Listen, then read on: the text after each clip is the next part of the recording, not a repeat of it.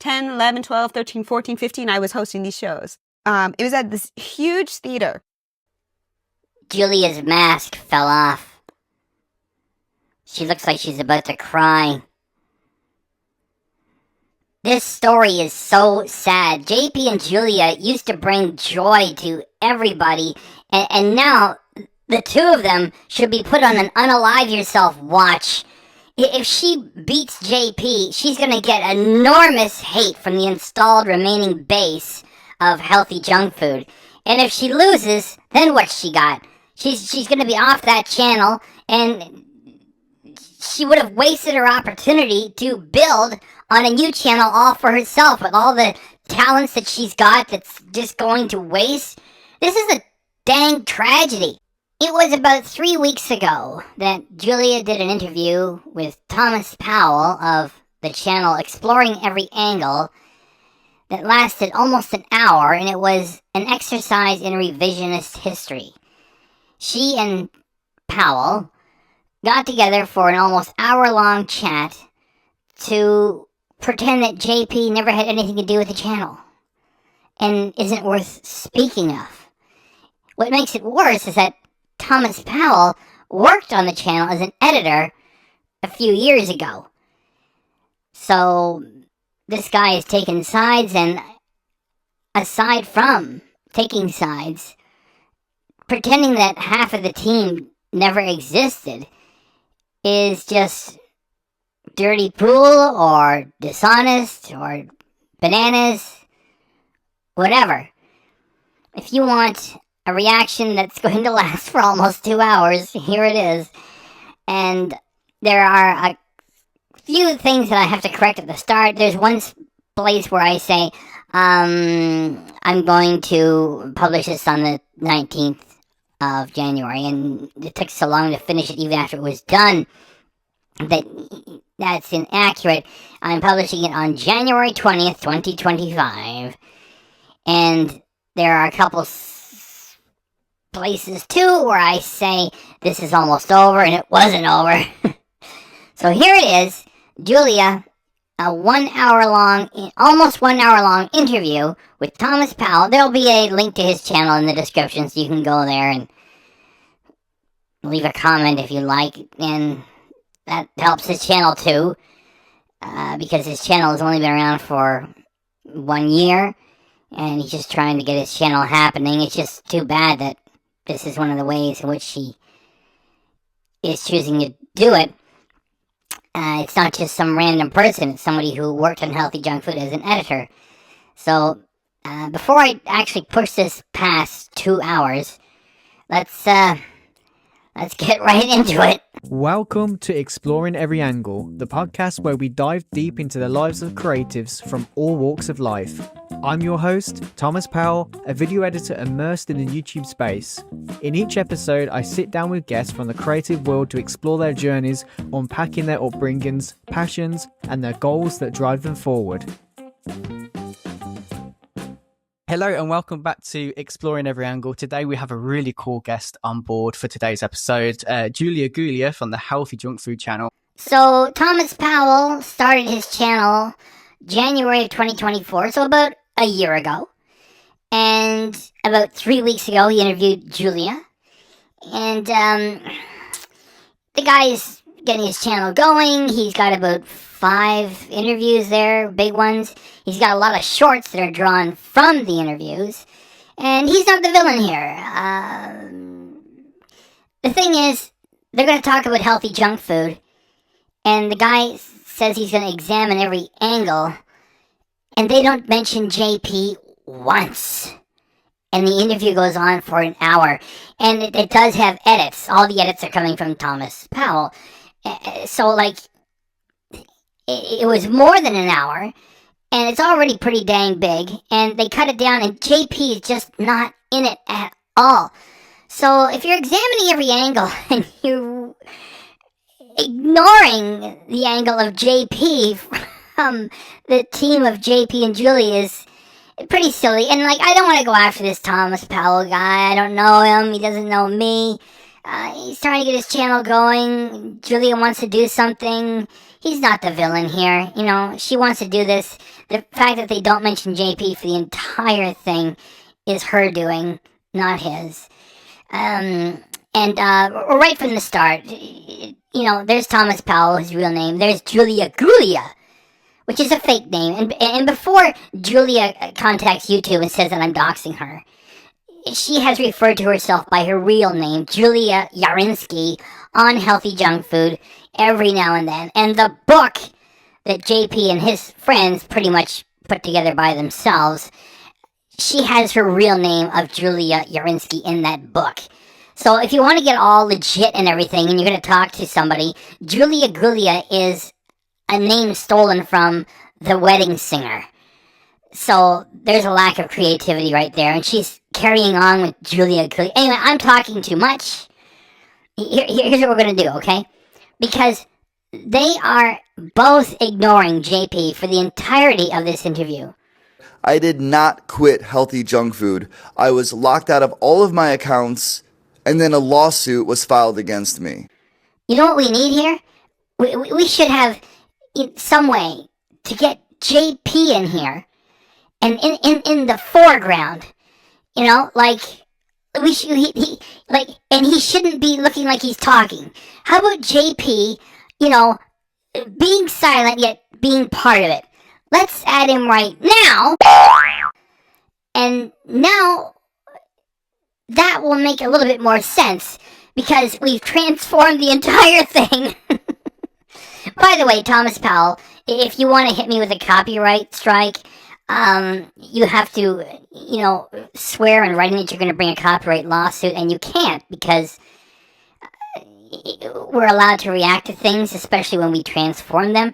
And so YouTube changes their policies all the time, so don't take Julia's advice if she wants you to copyright strike me, because it could get you in trouble and your channel is just getting started after a year. If you want my real name, my real address, my real phone number, you can get all that stuff from Julia, because she's an identity thief, and she swore she was going to bring a copyright lawsuit, and she that's what she did. She abused the YouTube platform to steal everything, and she never brought any lawsuit. She knows she couldn't bring it anyway, so you can just take that up with her. So if you want all that stolen data, you can get it from her. I don't know what you're going to do with it, though. And anyway, so that was a bit of a long introduction. So now let's get to this reaction to Thomas Powell interviewing Julia Yarinsky, pretending to be Julia, which is the name she stole from The Wedding Singer. 55 minutes of an interview that ignores JP. Let's do it. Me and Julia actually go way back. I used to edit for their channel quite a lot. Started back all the way in 2019. Julia was actually my very first YouTube client, so I thought it was appropriate to have you on board. And yeah, thank you for being here. I'm so excited to be here and to see how much you've evolved. I hate that my first criticism is going to be aimed at Thomas. However, what can I do? Julia sort of sets it all up that I have to do it. So she says that he's evolved. If you're going to do an in-depth interview with half of a team that's been together for more than a decade, and you're going to ignore one half of the team, the whole thing is dishonest and silly. So you haven't really evolved to a superior level. This is dishonest. Yet it is something, right? So, you know, it's Julia throwing him a bone, and you can't really hate on Thomas. It's just, this is not much to be proud of, to ignore JP when you're going to talk about healthy junk food for an hour. Not only as an editor, now to be in front of camera, doing this podcast, just to be a part of it, it's an extreme blessing. Thank you for inviting me. And Munchie is really excited to be here too. She's almost too excited. That is because Julia has dog treats stuffed in her pants, so the dog is going to be going bananas, and then Julia pretends to be like, oh, that Munchie, she's out of control, I don't know what to do. It's a gimmick. The dog is being teased. Yeah, Munchie, if anyone's watching this on YouTube, you'll be able to see Julia's dog right there next to her. She's She's super cute. What breed is she again? She's two different breeds, isn't she? Yeah, she's a golden doodle, and I got her because she looks just like me with the same hair, 101 Dalmatian, right? She is so cute. How old is she now? She's going to be 4 tomorrow. So when Wow. this actually goes live, she'll already be 4. Holy crap, I'm bored already by these two. Which probably I shouldn't be saying this early in. Stick with it. We're going to have some fun with it, alright? I just got to be honest. These two are boring me already. I remember when I was editing for you, you got Munchie and she was so tiny, and to see how big she's grown, it's just crazy. I have quite a lot of fun memories, to be honest, editing for the channel and seeing what, crazy recipes you came up with, or what travels, you'd gone on, because you did quite a lot, and you have done over the years. And yeah, that's something we will be digging into more on this podcast, because I guess just for the viewers as well, and listening, just Hey there, Thomas. Let me give you some pro tips. Even though Julia is a backstabber, do you notice that she's looking right into the camera almost all the time? That's what you need to be doing. And you are in the dark, pretty much. There's 2 ways to fix that. You gotta get brighter lights, or you gotta get a way better camera.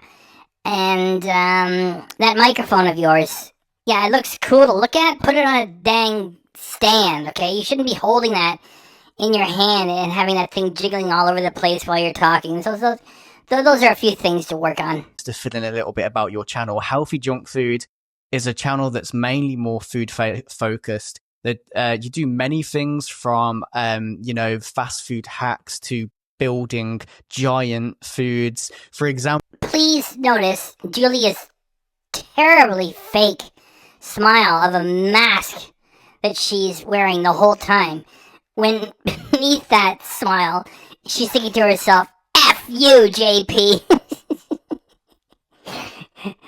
I mean, just look at it. Does that look like somebody's filled with joy or somebody's filled with hate and is wearing a mask?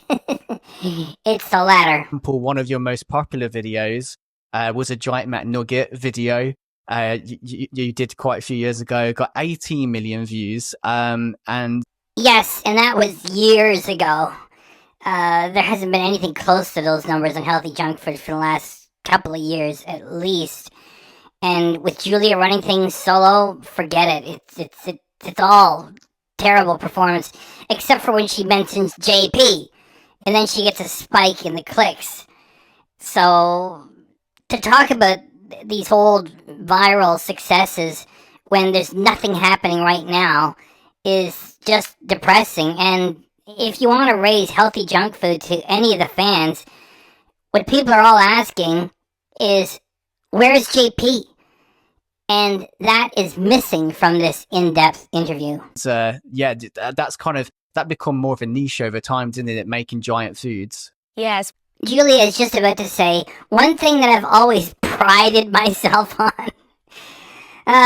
Okay, we'll run that 4 times. One thing I've always prided myself on. One thing I've always prided myself on. One thing I've always prided myself on. One thing I've always prided myself on was I really wanted to make junk food at home so it could actually be healthier. So Right. that's how healthy junk. That story doesn't mean anything anymore because that was a story of the original team, which is broken up and is now in court because Julia had to begin legal proceedings against JP as she stole the channel from him. The channel is dead. It's just depressing for the OG fans, and these stories just don't matter anymore. Food, the name was created when I wanted the healthy aspect, but the username was already taken. So Right. it became HELL. So like the first, let's just say 100 recipes were all copycat recipes from fast food chains. We started to create the recipes bigger, and in a competitive way, I found it very fun to be like, how can I make this chicken nugget that I've already made the recipe before, but make it giant? So actually Hey Julia, we got some pro tips for you too. Sit still in the dang chair and stop playing with your hair. for that recipe, I already had the McNugget recipe in my back pocket, and the main difference was I'd used, instead of probably like a couple of ounces of chicken, I used an entire pound of chicken and shaped it into a big boot and battered it the way that I already knew how to make the McNugget.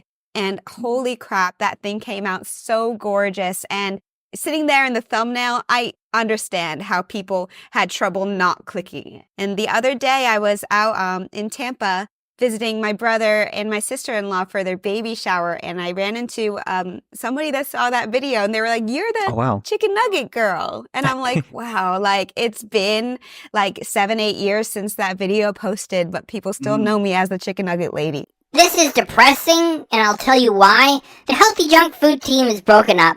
They are in court while Julia is doing this interview and pretending to be all happy about it. She brought the lawsuit. She should have stuck to a mediator. You know, she started this war, and now she's trying to tell a folksy, happy story. They still know me as a chicken nugget lady. This guy did a giant chicken nugget 2 years ago. He's younger than Julia. He was a competitor on MasterChef. And that's what you get after 2 years. You got 15 million views. When Julia goes to the well again to do giant food items these days by herself, nobody cares. She gets garbage views for it. So this is not the time to be telling these stories when these two people are at war with a war that Julia started. Yeah, no, because I think I actually saw that video before working for the channel as well. It must have popped up somewhere because I remember it feeling familiar, you know, when I watched it again. So I think I definitely saw that. Watch Julia struggle to keep her desperate fake smile going, okay? I'm not going to go back and play it, you know, like 5 times, or else we're not going to get this thing done. So just, you've had your warning and be ready for it. Saw it at the time, and yeah, like you said, it's just such a cool concept. Like, how can you not click on that? Like, and also it's smart because everyone knows, you know, what McDonald's is, and the McNugget itself. So to make such a supersized nugget, it's you know, it's something that, you know, people are always going to want to click on and find out what's happening. And also, it's one of those things, I think, when people click on the video, they're probably thinking, did they really make it that big? And then obviously you click on it, and yeah, it was that big. It was huge. So it was a really, really fun video. Yeah. So you've done quite a few different types of those videos over the years, from like hash browns and giant takis as well. And yeah, all sorts. Yes. You know, once we realized people like the giant thing, it was like, okay, we got to do more giant recipes. And the brainstorming was always my favorite part, writing the recipes, brainstorming, what can we make, what's different, what's never been created before. And it wasn't only giant recipes, but we have an entire series on the Healthy Junk Food channel, all dedicated giant recipes. And you also used to have a side channel, sort of more couples channel, that wasn't always about food, yet it too was funny. And these days, it doesn't even show up in the full description of the Healthy Junk Food channel as run by you on your own. So that was another flavor of what the two of you were doing, and you don't even mention it anymore, and that's just another aspect of the team and the channel that is gone. So it's just a drag for the OG fans, and you're not winning any new fans. And I still do it today. I also made a dedicated video to, I really love like exploring different cultures in food. And I made friends with my a local Indian restaurant here. So we made a video about pani puri, which is a very famous street food in India. Yeah, you did that more than 2 months ago. And even though the channel still has almost 3 million subscribers on paper, what you got after more than 2 months with a giant food item was less than 16,000 views. The channel is dead.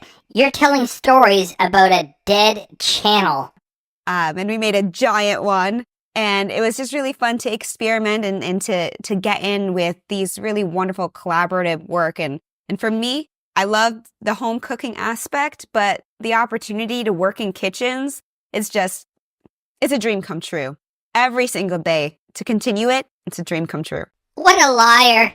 The money she made on that doesn't even cover the cost of gas money and materials. That's awesome. And yeah, I think I might have a few questions as well about working in different kitchens and different places, because you've done so much of that as well. But I think I want to also bring it back just before you started your channel. Your channel. Does this team ring a bell? JP Lambiase? Is that something familiar to either one of you two? Actually, I have a few questions about your upbringing.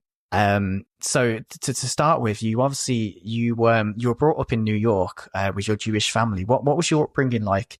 You know, and how was that growing up in New York at a young age? So everyone says, oh, you're from New York. What part of the city? But I'm an upstate New Yorker. But I grew up, and when my mom and dad were together, it was 100% Jewish family. So I did go to temple on the weekends and, you know, celebrating Yom Kippur and Hanukkah. And I actually didn't get to the point of getting a bat mitzvah.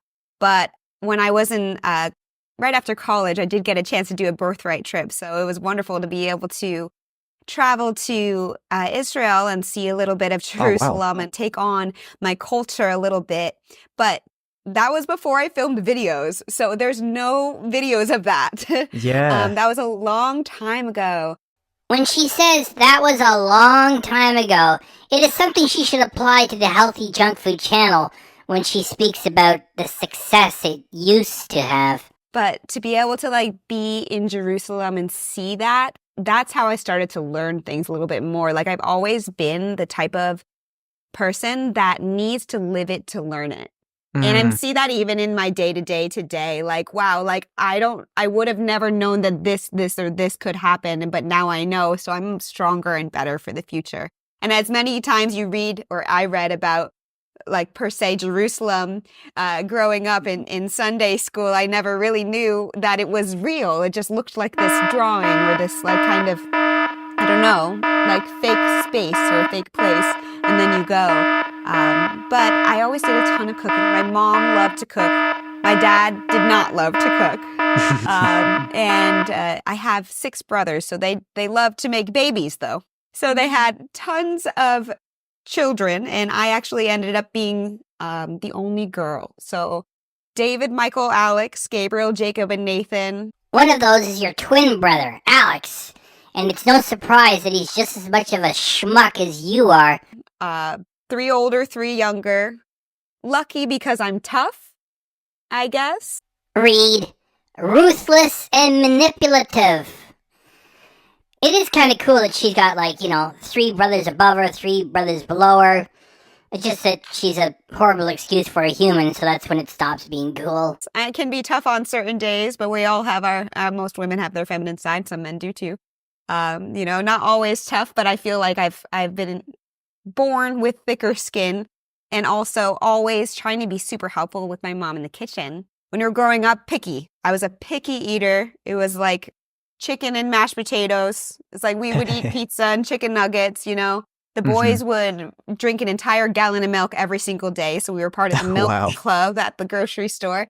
And we would just go, and we'd actually, after you buy, I think 5 milks, you got a gallon for free. So they were strong boys. And overweight, too.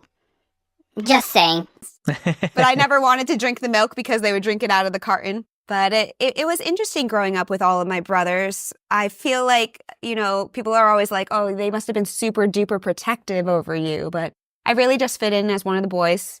You know, we played 2 square, and we really, like, we had fun. We played cards. We watched a lot of TV, and it was back when, like, dial-up was in. Like, this is where, like, the younger kids watching dial-up is when internet, you needed to turn off the phones. And if it rang, the internet did not work. It must have been amazing having such a big family. And I know in years to come, your family have helped out massively as well with the channel. Because I've seen, you know, your brothers in the videos. We all have. And every one of them is boring as F. They're not performers. Her mother's not a performer either. And she should be leaving her grandfather out of the productions because they don't work. And she's letting us know about his medical challenges, which is just wrong. So it's just a big dang mess. And it doesn't get views either. and I've seen I've definitely seen your mum, I think, before in videos. So how has that been as well?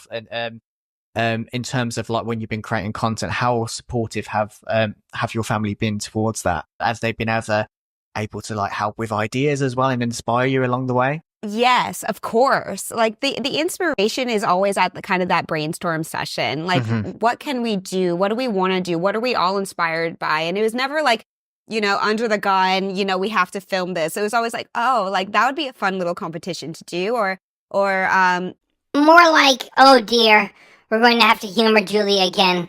All right, fellas, remember, don't any of you criticize your sister or tell her to get a real job, okay? She believes in this. It's in the toilet. Don't criticize.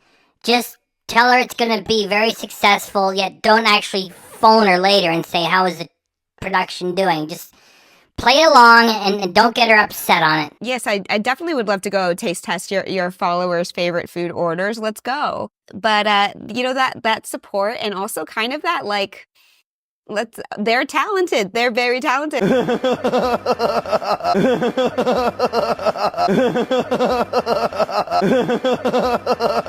then they've got such big personalities. To be able to film with my family it just makes it a little bit more lighthearted and fun.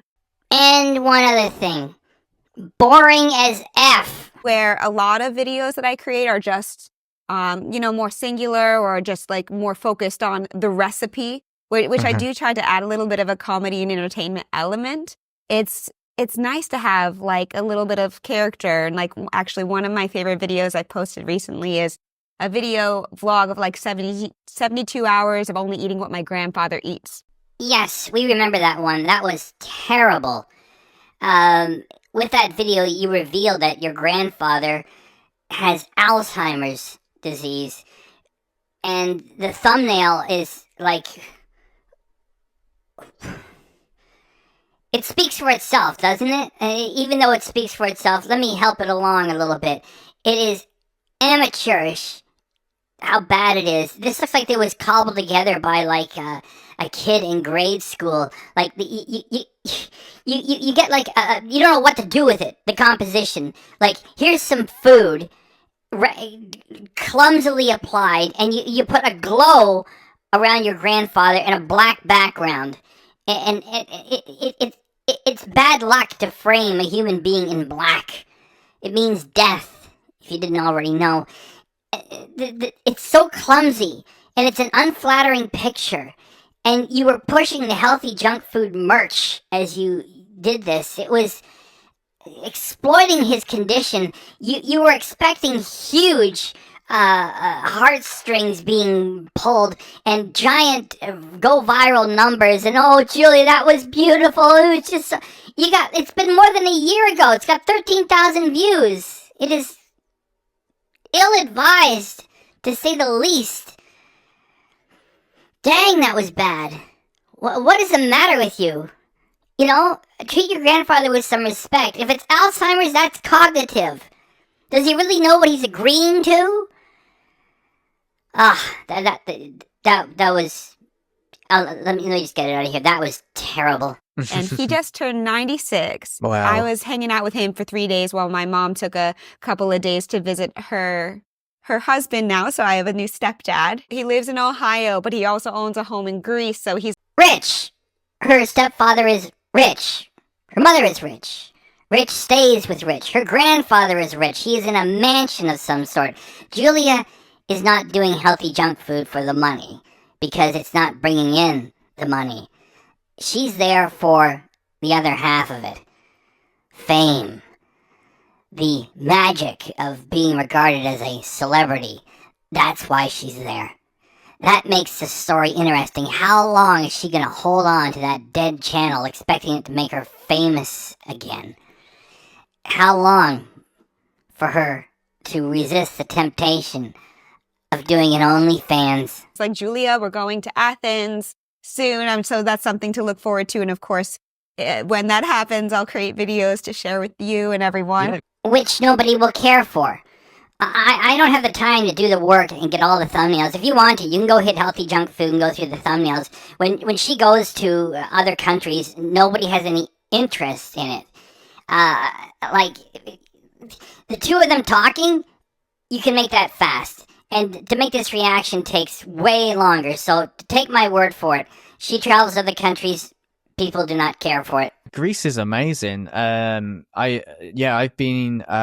I'd like to go to more places. So far, I've been to Crete and Rhodes, but it's nice because you have like mainland Greece, but then you have all the Greek islands. So definitely. Please listen to me, Thomas. For crying out loud, look at the camera while you're speaking, okay? Julia brought the dog in to be deliberately distracted to create some sort of interest, like, oh, Munchie's out of control. You don't have an animal there, okay? Pay attention to the camera while you're speaking. Recommend it. It's a lovely place to go, and the food's really nice there as well. That's what they keep saying, and my mom went with my stepdad now, and they said throughout the entire time that they were there, they said, Julia would like this. Julia would like that. And I'm just like, gosh, like that's so thoughtful. And I really do look forward to visiting next time that they go. Before you started making YouTube videos, you studied music. What led you down this path? I always was obsessed with the radio and music. And my mom was so good. She allowed me to like experiment with all of the different instruments to try to figure out what was my instrument, where I was always in choir. At first I was like, I want to do the flute, and then I couldn't make any noise out of it because I guess you have to like it's like a whole thing. And then I was like, I went for the clarinet, and then I played the cello. And then my brother gave me a guitar for Christmas one year. I might have been 15 or 16 years old. And I fell in love with the instrument. Then why not get some balls, Julia, and do something musical on the channel? People who don't like what I do here refer to it as hate, and they dismiss it as such. People are baloney most of the time. It's like, back in the 90s, every female singer was referred to as a diva. The diva this, the diva. The diva released another. The diva performed. They don't even know what a real diva is. These days, people overuse the word iconic. Everything. All subject matter. It's all referred to iconic. Icon. The icon. This icon. You know what that they're really saying? Famous. That's what they should be saying. Famous. And right now, it's iconic. Icon. So the definition of hate these days, forget it. I reject it. This is criticism. How could it be hate when I used to be a fan, and I still am, of both of them? They were a great team. I paid money to be part of the Mr. Pig Army. I bought their COVID mask. And now I'm being dismissed as a hater. I'm disappointed at what is happening. And I'm just criticizing what's going on. It's not hate. Julia, you've been performing music for audiences live for years. So how would you do that instead of pretending to be in love with junk food, which you're not? You can't be a fitness maniac and be eating this garbage all the time. Even JP said he's moving away from junk food in his life too. You're so dishonest. Like, do something for real. Get some music on the channel. If you end up losing this whole court thing, JP probably gets the whole channel back. You should be making a lifeboat now. And this is not hate. It's proper criticism. I don't care what people say. They don't know how to use words properly. And I realized this is my passion. I decided when it came to college for me that I needed to do something that made me happy. And if I'm going to get educated, I needed to figure that out. And yes, I was a big fangirl of the pop stars, where I listened to rock and roll and jazz and all of that, even like reggae. Like I would hear and like kind of like think like, wow, like these Britney Spears, these like big pop stars out there. I didn't think I was going to be Britney, but I was like, can I be like a Britney? Then give it a try while you still can. Do it while you still have a bit of a stage to do it from. Instead of wearing that shirt with the logo of a dead channel and a dead idea while you pretend to live this junk food lifestyle and want people to believe that you're gobbling garbage food while you're hanging around in your fancy apartment. It's all a lie. You still got something to work with. You're just like Ken Domik. When you get proper criticism, you delete and ban and you dismiss it all as hate. You tried to delete and ban this channel.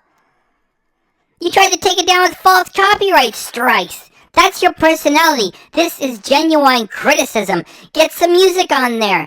You got a huge installed base, even though they're not paying attention. You could have a whole bunch of custom emojis. Get the channel memberships going. Do an effing live stream.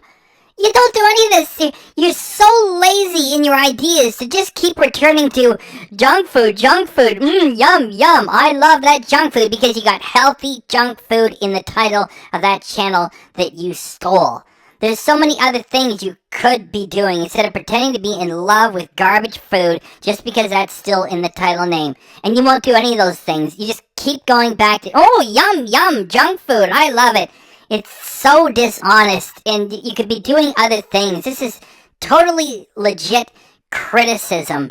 So when I started applying for university, I found a SUNY school in New York that has a music industry program, and I got in, and I was like, whoa, I got into school. This is great. So I started studying, and through studying, what I did realize was that as much as I am passionate for songwriting and producing music, I did that for several years. I actually did record my own album that I've never released on YouTube. What are you waiting for? Release it. You got everything at your disposal. You could rent a place. You're popular with all your friends at the gym. You could have like an album release party. You could make some CDs and do giveaways, even though people don't use CDs anymore. So what? Do it anyway. You know, make up the graphic design for the CD and do a live stream release party. Have your friends be the moderators so people want to go in there and give you a silly... Just ignore them. You know, just plow forward. Do that. Like, there's one thing I didn't mention. In the last month, you just lost another 10,000 subscribers. That's the only exciting action that's happening with Healthy Junk Foods. Everything's failing. And what little basis you have that is actually coming by to check, they're only asking, where's JP? They get sad and they leave.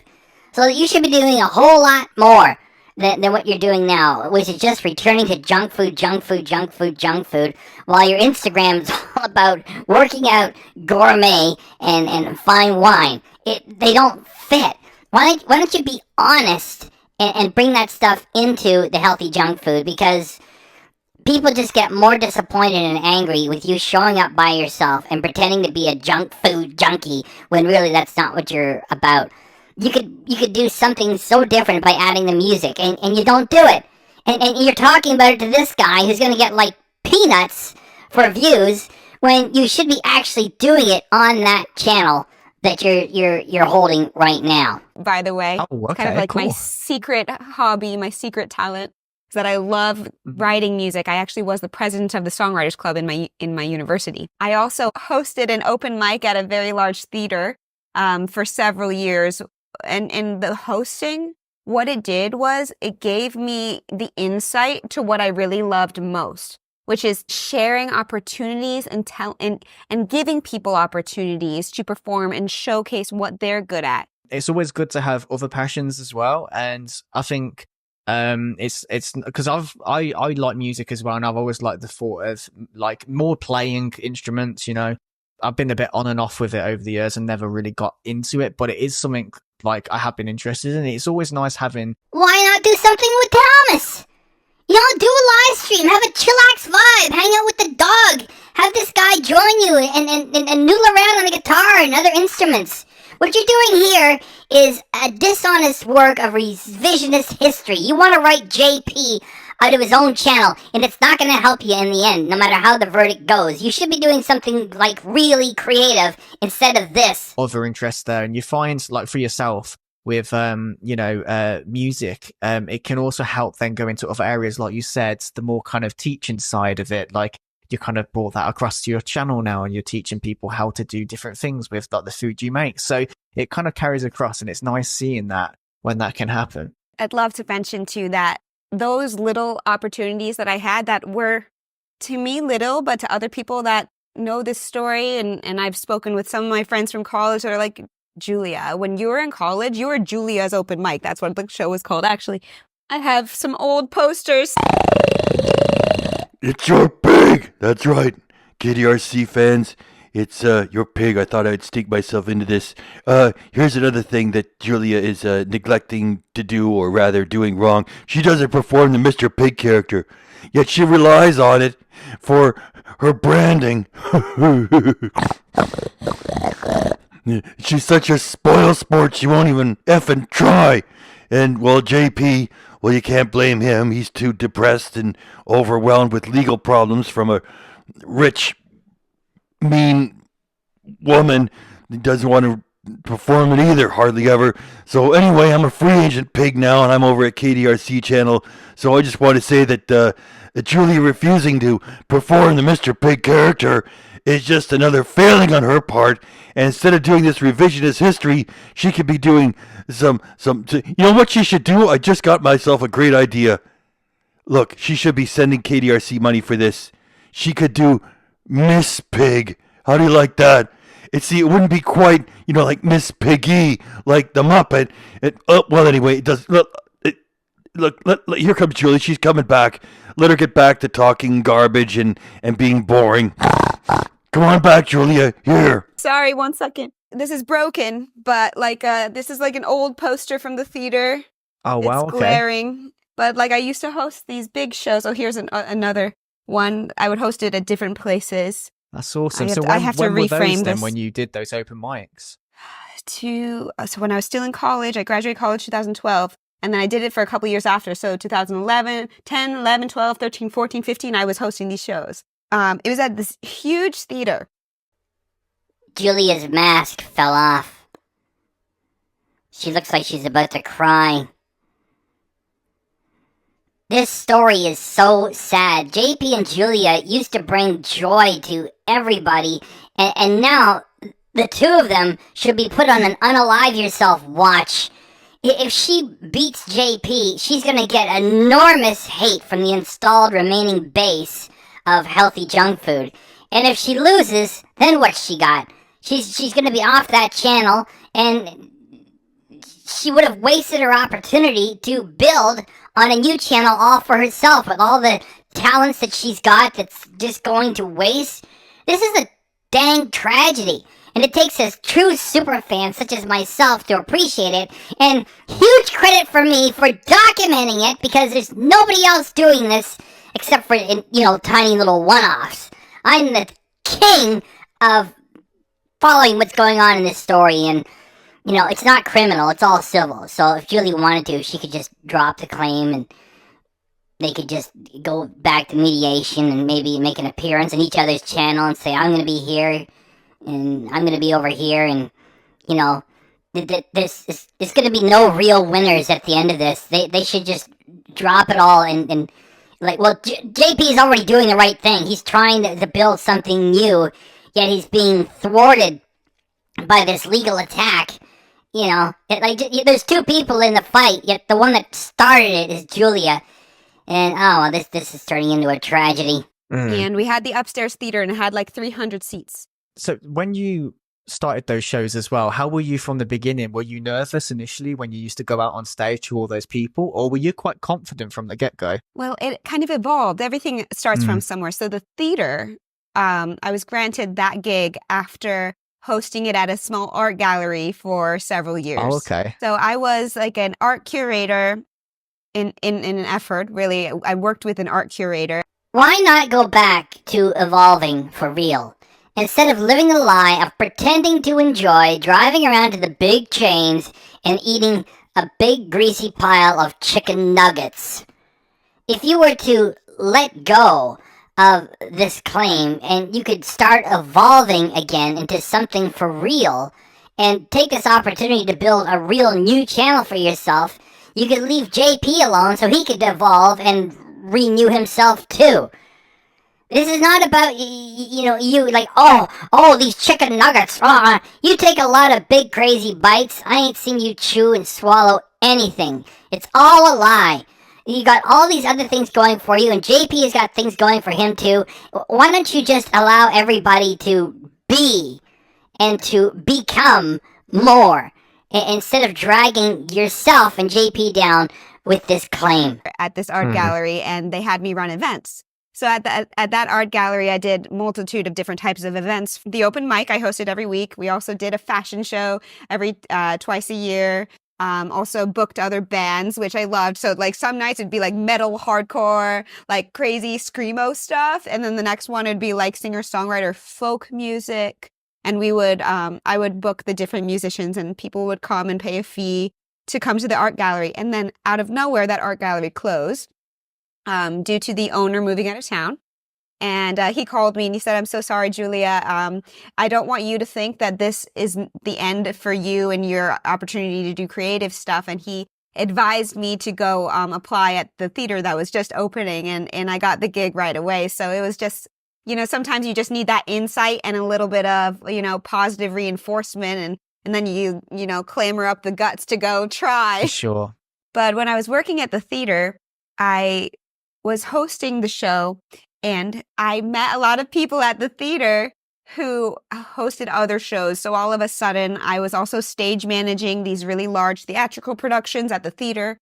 And then a local television broadcaster asked me to come as a guest on their show called The Beat.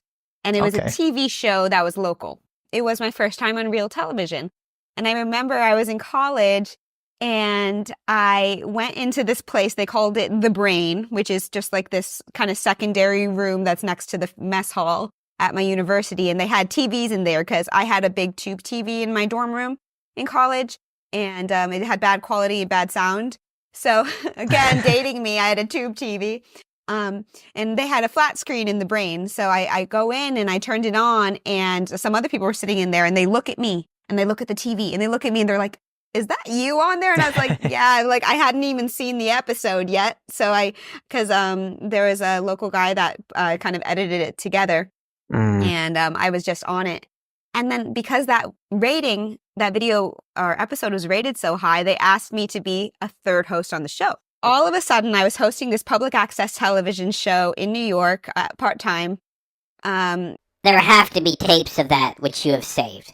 Why not digitize them and share them on the Healthy Junk Food channel while you still have it?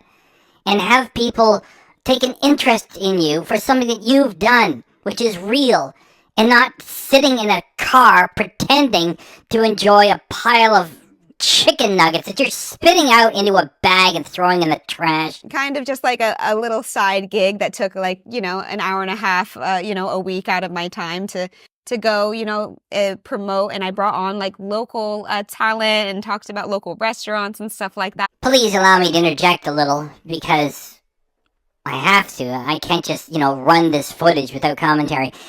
This is another reason why I love the United States of America, because the public access cable channel, people always had a right to access it. Like, they didn't have enough room for everybody in any region to have a show. It's just, if you had an interest, you had a right to access it. In Canada, around this time that Julie's talking about, the CRTC, the Canadian Radio Television Commission, had been filled with ex-cable industry employees, and they made the argument that because satellite providers don't have to do anything, why do they have to? So they kept the public access cable channel, yet they used it largely just for self-promotion and coverage of local sports that no one cares about, and, at their discretion, they would allow people to have a show every now and then. So this is another reason why to love the US of A, because there's more opportunity there. And now back to Julia's babble. Which is kind of my biggest thing, was just to promote local. And I feel like that's such an important thing. One of the hosts' name was Steve Dillon, and he worked in the local radio group. So when I graduated college, he and I were very close friends, and him and his family were just so lovely. He said to his boss that I should be hired at the radio group. So all of a sudden, I got a job after college working at Town Square Media as a radio copywriter. So I worked at the radio group for like 3.5 years. Intermittently started the YouTube channel at that time. Perhaps back then I should not have characterized Julia's story as being babble, because it was interesting and parts of it were real. It's just that the thrust of this project with this guy who's just looking to grow his channel, there's nothing wrong with that, is a work. this is a work. And if you don't know what that is, in pro wrestling terms, a work is a scripted fight. And most of them are that. A shoot is a real fight when the wrestlers, get angry and it just something happens and they end up fighting for real. So, JP would not have worked with somebody with no talent. He would not have worked with an idiot for so long. It is so disappointing that Julia is being so dishonest and attempting to rewrite this story while she holds the stolen fruit of the channel, which is the channel itself that nobody's paying attention to. And she does this project just to get down to this point, which is she created the channel and JP is not mentioned anywhere. It's so dishonest, and it also makes Thomas off to the left there look bad because it's not a real interview. It's just rewriting history, and it's so disappointing. So that's when the recipe video started. Oh, wow. Okay, that's a lot of stuff I didn't know about you, actually. So that's super cool to learn that. And it sounds like just so many different things that you would have learned off as well, then going into the channel with, like I mentioned before, like even just like going back to the stage shows when you used to talk to people on there and, it kind of helps you build those skills for the channel. So I can kind of see that, how it all forms into like what you're doing now. So yeah, in terms of the channel in general, anyway, you started it. It's over a decade now, wasn't it? 2013, I believe. Please notice that there was an edit after Thomas asked her how long. That's because Julia didn't know. Usually women are expected to remember all important dates. If they don't, they get kicked out of the official women's club.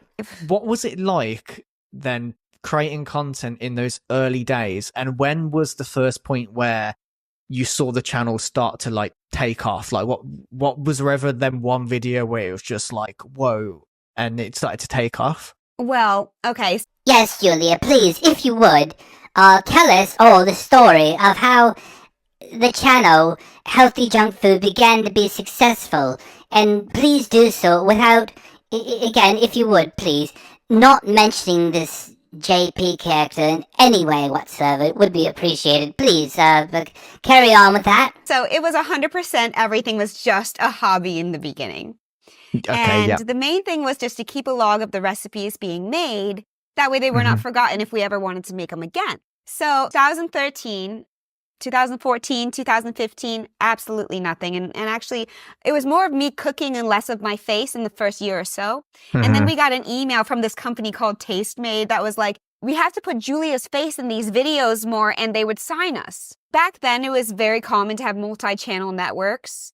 And they would kind of manage and make sure that you'd get promoted in a certain way. And anyways, just to get any type of vie of attention from a big company felt like a win. So I can't remember the exact year. I'd have to triple check, but let's just say that happened to 2014. And then like I put my face more in it. It was so much cooking, so much brainstorming, so much putting the recipes together, the grocery shopping, the dishes, everything, that goes into the production that nobody really thinks about. How sad and disrespectful it is for two people to be sitting down for a very long chat about the history of healthy junk food, and in particular, the moment at which it began to become successful, with one half of the two chatting being one half of the former team, who are both deliberately ignoring JP while doing so, who is a fascinating character in his own right. An Asian raised by Americans. So you get the Asian intelligence, plus you get the cultural difference of being raised by Americans. You sort of get the best of both worlds. And he wants to get into comedy and show business. And what a team they were. And to leave him out of it is just so wrong. And,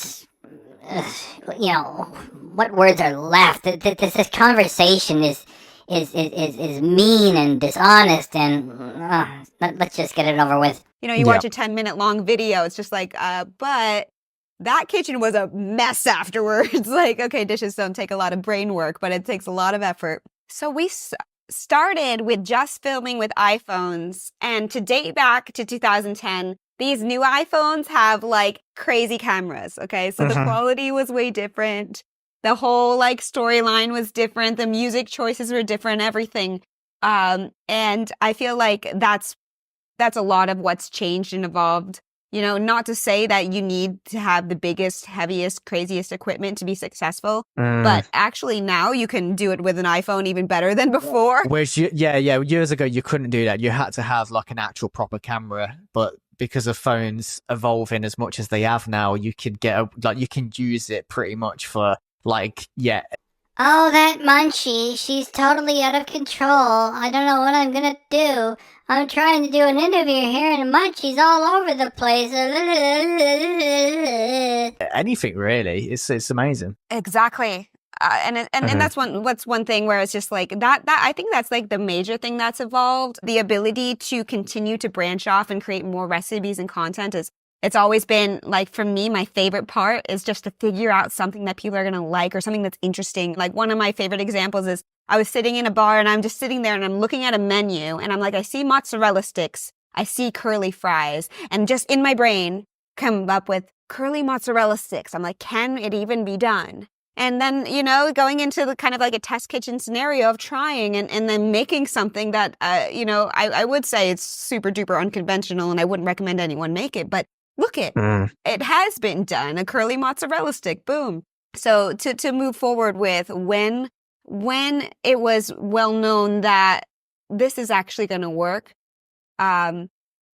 I remember that YouTube tweeted a picture of one of the recipes that was made. It was a Burger King copycat recipe of like a super long burger.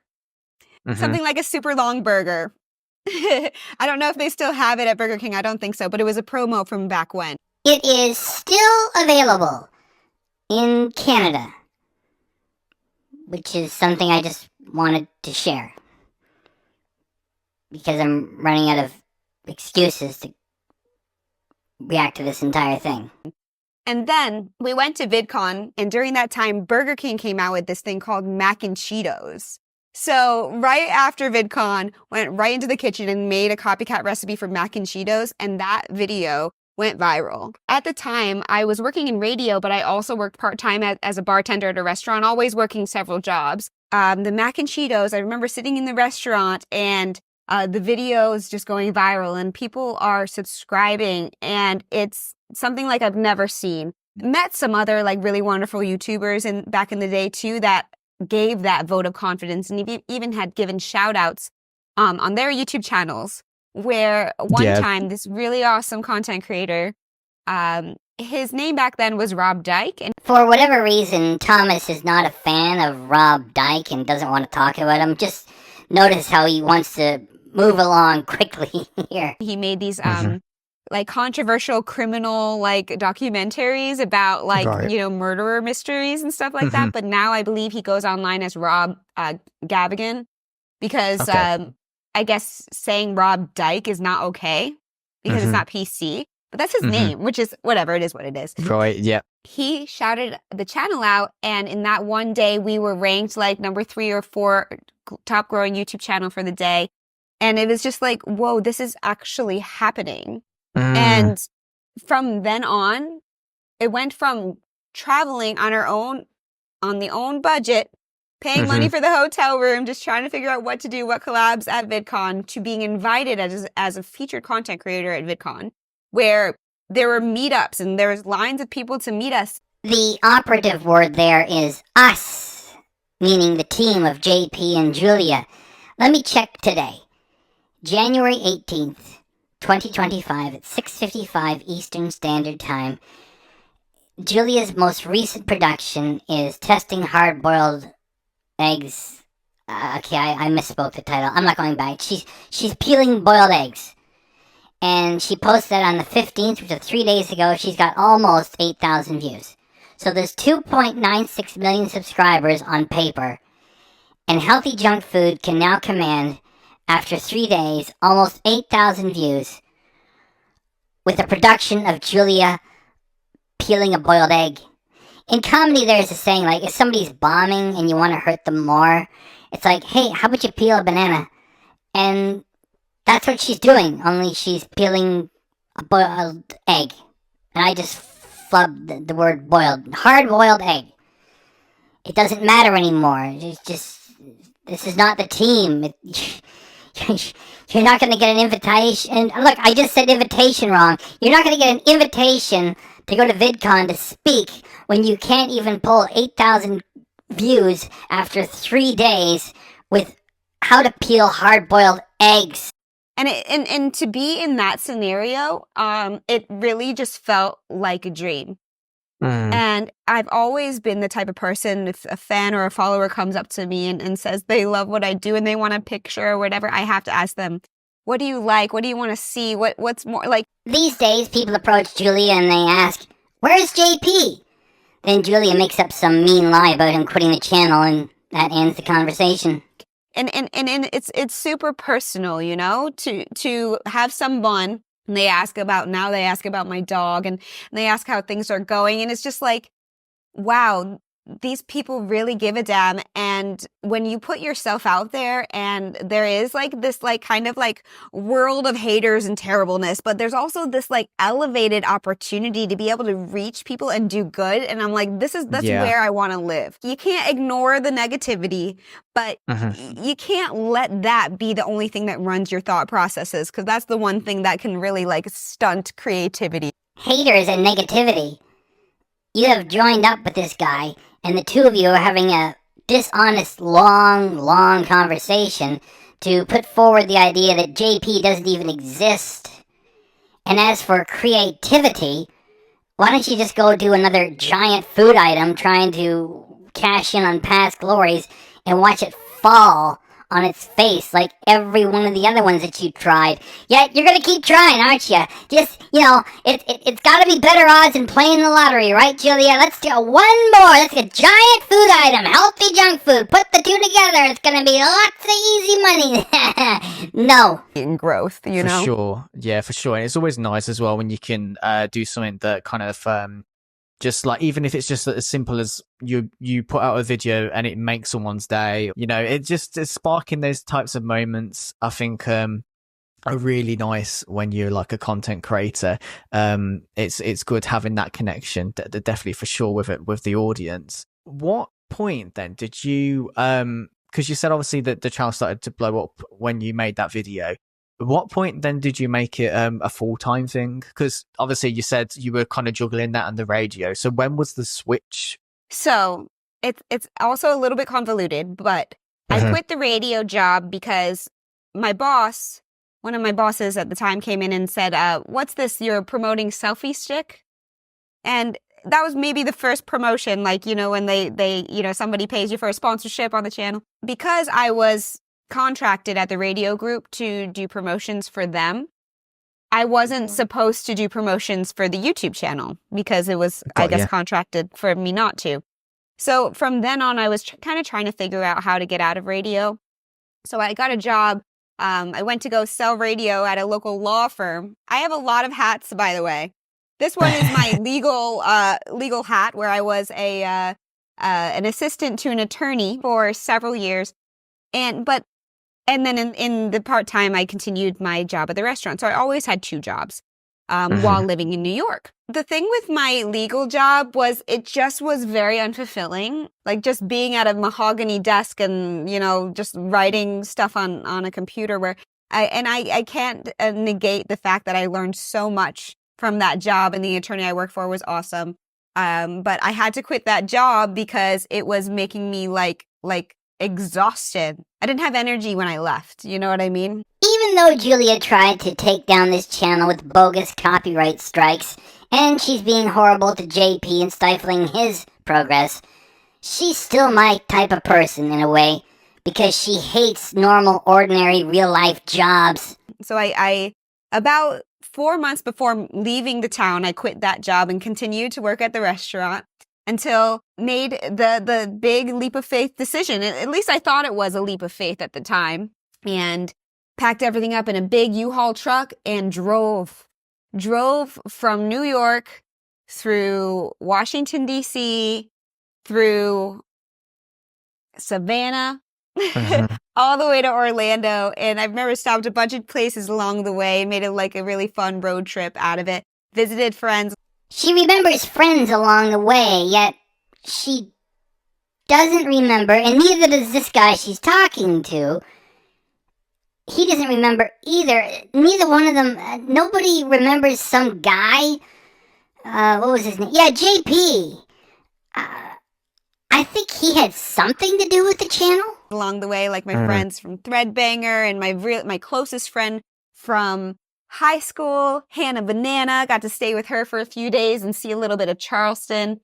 And those types of road trips, those types of experiences are just like, it's not once in a lifetime. For anyone that's like, I could never do that. Do it.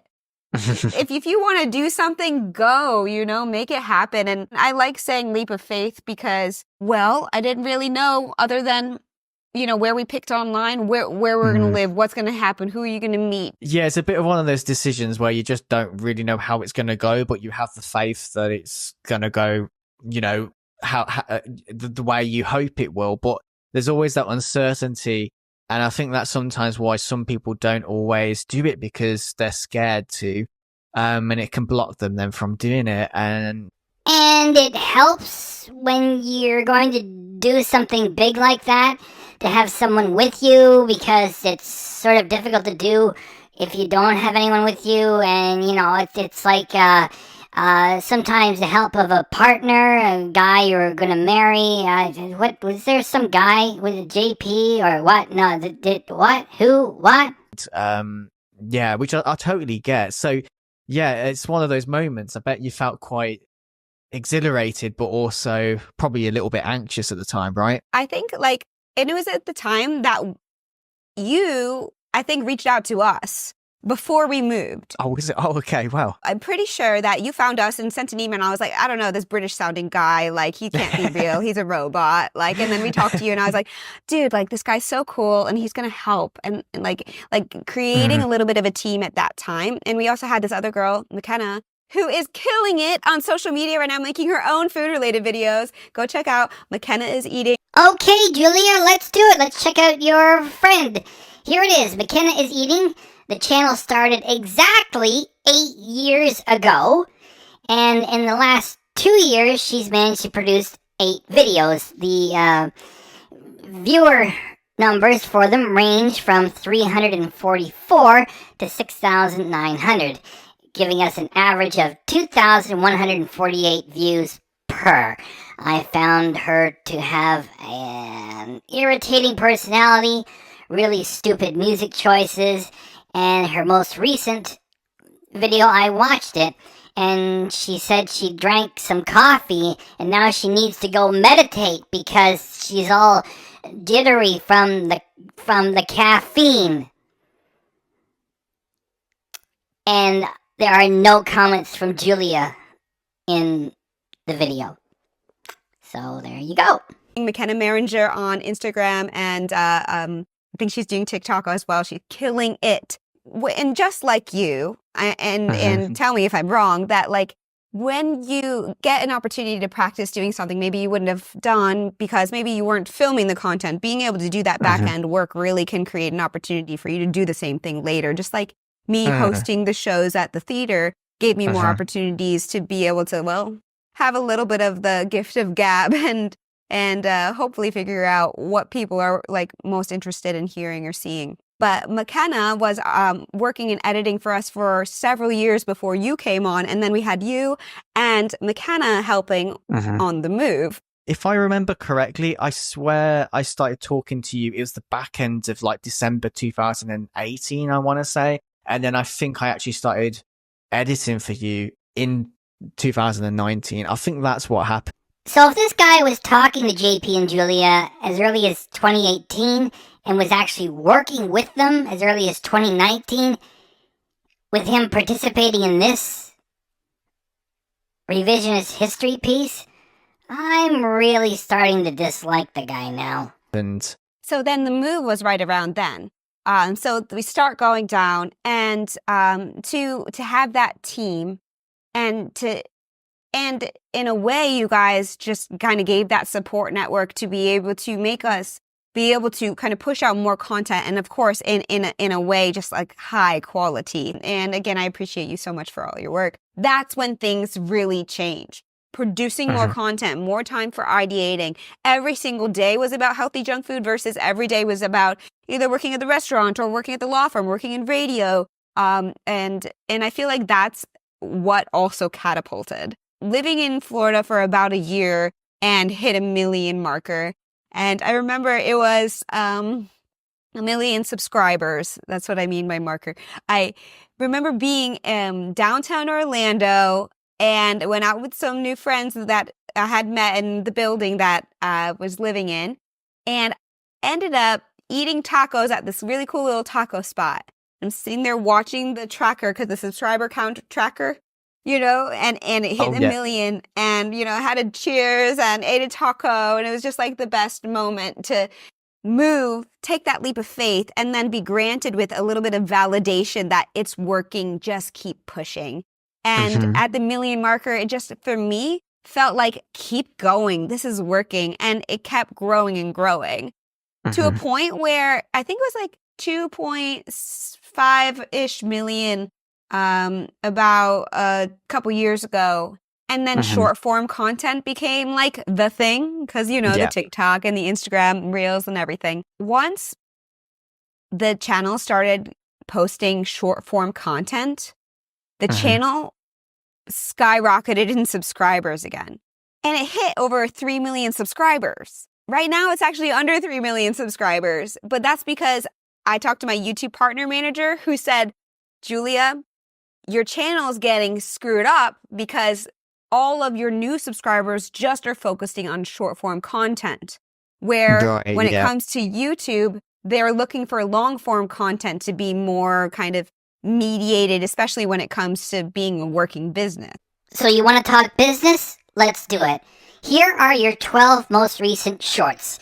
I'm going to start at the bottom right. I'm not going to zoom in on everything. People can go check it for themselves. I'm doing too much work for this already. 7.3, 4.9, 21, 11, 7.2, 14, 8.6, 7.5, 8.6, 5.1, 2.8, 4.7. Where's the heavy hitters? They're just not there. And here, as of today, is the channel. And those are the 8 most recent. And people can just go check it for themselves. I don't have the time to keep zooming in. Bottom right, giant Chili's fried mozzarella. That's a month ago, 16,000 views. The next one, going off to the left, 10,000. Here you are, 18-inch sub. You're trolling with the thumbnail. Even though it's kind of sexy and funny, you got 9.6 thousand views after a month. You're pretending to be Martha Stewart, 15,000. Off to the top right, you go to Saucy's. We're talking about a channel that's been around for more than 10 years. It's got almost 3 million subscribers on paper. You go to Saucy's, and after a month, 39,000, which is below mediocre. And the next two, you're ranking every boneless wing at the chains, part 1 and 2, you got 17,000 and 12,000 respectively. And your most recent thing is peeling hard-boiled eggs, and after 3 days, you got 7,900 views. The problems of Healthy Junk Food channel with you running it after you stole it from JP, and while it was falling apart, it got nothing to do with logistics. The team is broken up, and you might as well just leave JP alone and try to build something new for yourself. What you're doing here is all screwed, and hey, go ahead and share your garbage. Nobody here is believing your argument that it's all logistics. The team is done, and you can't succeed with it after stealing it from JP. It is not working. And that was about a little less than 2 years ago. So after the big blow up of subscribers. So I took the partner manager's advice. He said, take down all of the shorts from the channel. And after you take down the shorts from the channel, just keep posting longer videos. And from there, the HJF Shorts channel was created, where all of the shorts are on a different channel. But now YouTube changed again, of course. Which is, it's so staying on top of it and staying educated and staying in tune with things. Knock it off, Julia, blaming it on logistics again. You gotta stay on top of the trends. Content is what it's about, okay? And now, it's true that some channels fall completely out of favor. If you're producing good stuff and not just flavor of the month material, then your audience will sustain itself. It might go down a little bit, it might go up a little bit. Let me show you. Here, Matt Stoney. He started a year before you and JP got started. He's got a subscriber base of 16.4 million. He hasn't been competing in the food challenges like Nathan's for about the last 3 years or so. The same. Let's just get to his let's get to his stats. All right. So bottom right, 1.7 million. Moving off to the left, 1.4, 2.4, 2.3, 2.6. The Rice Krispies, 601,000.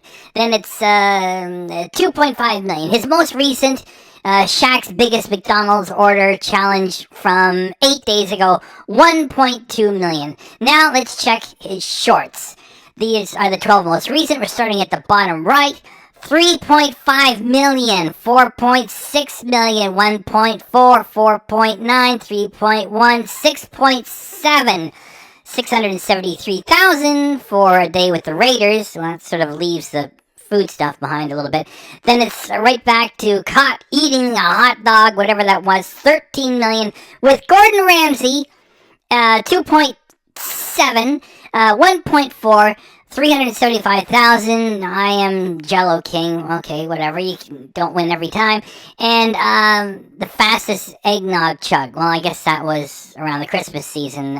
609,000. Thing is, he's still performing at an extraordinarily strong level. And this channel that you stole it from JP is not. And you can blame it on logistics all you want to.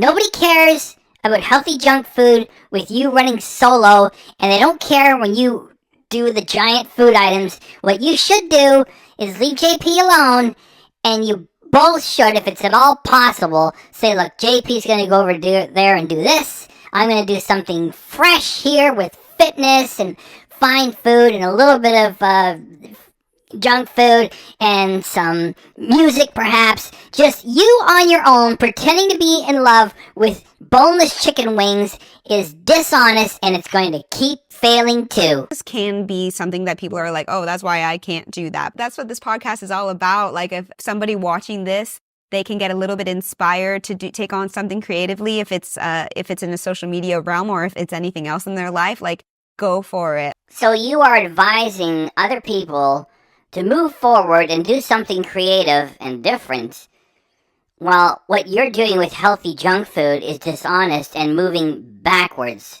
You're just holding on to it for the sake of fame.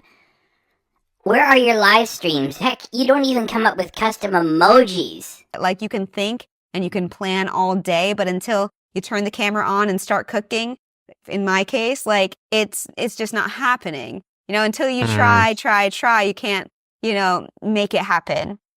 What you don't want to happen is, if you don't try, you'll always have that like thought in your head, then what could have been. So I'd rather try, find out the answers to what could have been, and at least even if it doesn't work out, at least you can say to yourself, I tried that, I give it a good go, and you can be proud of yourself that you tried it. Julia is 10 days away from 35 years of age. I don't know anything about this Thomas guy she's talking to.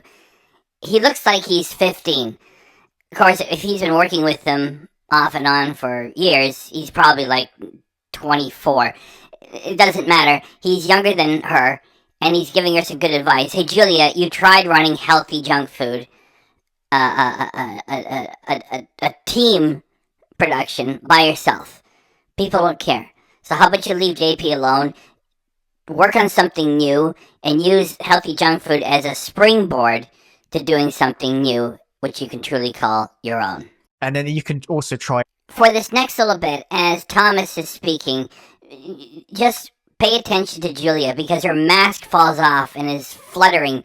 This interview is almost done, and she's running out of energy. Remember, this is the whole thing is just a dishonest work to make it look like JP never existed for the Healthy Junk Food channel. And then on the flip side, it could be a massive success, and then you're reaping the benefits and the rewards of that. So always try with whatever way you can, like whatever possibility, because you just don't know what might happen. But yeah, I think it's important. Like, even if it doesn't work out, it's okay, because things sometimes happen like that in life. And just even if you try and it doesn't become a success, it might lead on to something else in the future. So you just don't know with how things work sometimes. Just how the world kind of, works. And the more tickets you put, the more opportunities. So, one thing that I would advise anyone that is doing anything creatively is give yourself a opportunity of different subsidiary types of content. For example, if you're doing cooking, you could do like different series. It could be giant food, it could be recipes, it could be food hacks. We have Julia providing the advice to others that they should branch out to try different things to improve the core of whatever production they're working on, while she herself is merely trying to recreate what is now a formula for healthy junk food because JP is out of it. What she should do is take her own advice and cook some very healthy meals and do some intense exercise on the channel, yet she won't even try that because it clashes with the title of the channel that she stole from JP, which includes the words junk food. So she is stuck trying to hold on to that bit of fame by returning to driving around the big chains and getting boneless chicken wings covered in sauce that normally she would have no interest in, and certainly she's not chewing up and swallowing. It's just a bite here and there, and then it's going into the vomit bag. And this is actually what I'm doing. It could be food reviews. It could be menu innovations. It could be food magic. It could be food comedy. It could be food for your dog. Over the years, making content on healthy junk food, you've had, like you mentioned, really viral videos that have been a huge success. You've hit milestones. Like you said, at one point, it went up to 3 million subscribers. And you've also traveled to so many places. What would you say has been the most rewarding part for you personally of creating content on healthy junk food? Creating something with your own hands and then holding that and being like, wow, I freaking did that. And that's why, like, I still thrive on cooking, but I want to get back into like this whole DIY, like doing things like in an engineering, constructive, like creative artwork perspective, like making things bigger, but not just the food, like the cartons, the containers that they come in, and like, girl, ain't nobody care no more because the funny guy is not part of it, and you are not willing to be a clown for the audience like he was and is. You're an alpha personality. You won't do that. Your whole approach is, I'm so cool. You won't humiliate yourself for laughs like JP would do. So it ain't funny. Just so that when somebody sees something that I do, that their mouth drops. Oh yeah, because that's correct. When sometimes you replicate these foods. So say if you're replicating something from a particular fast food brand, you not only just make the food sometimes, but so if you make a giant, I don't know, French fry, you might also create the packaging for it. So that's super cool, and it puts a different spin on it as well. So it's not just the food, you're trying to make the whole package there. It's not just the food, you're trying to make the whole package there, right? It's quite an undertaking for you to do. You are doing it, just you. It's something you're doing all alone by yourself. Indeed it is. Who's this guy? They made a Five Guys in their place. Looks like there's somebody else there? Right, so people can like actually feel like that experience, because you could make a big Pringle chip, but if you don't make the container, then does it really look like a Pringle? Right. But actually, really recently, I made a short form content because Burger King came out with this big dip ranch. So it's like a ranch sauce packet, but it's quite large. And I went over to my local Burger King, and they don't have it here. They only have it at some outlets in the US. So I made one myself.